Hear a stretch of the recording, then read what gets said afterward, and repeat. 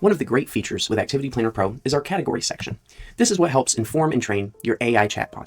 Preloaded into every account is these base 6 categories.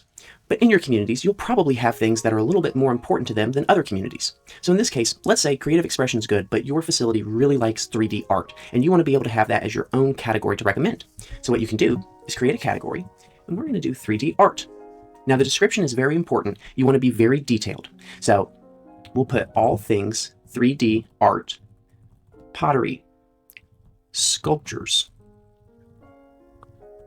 jewelry making, anything that is 3-dimensional and artistic is greatly desired. Create a category. So now we have our 3D art category, and when we go to our AI assistant, we can see it has it. So now, instead of just saying creative expression, where it might give you things for art, music, 2D, 3D art, crafts, and creative things, now you can specifically go in to 3D art, and it'll give you suggestions based on those categories. So I really recommend you explore these based upon the things that your residents love. In this case, pottery wheel adventure, beaded jewelry workshop, sculpting in nature. These are ideas that came specifically from the category we just created.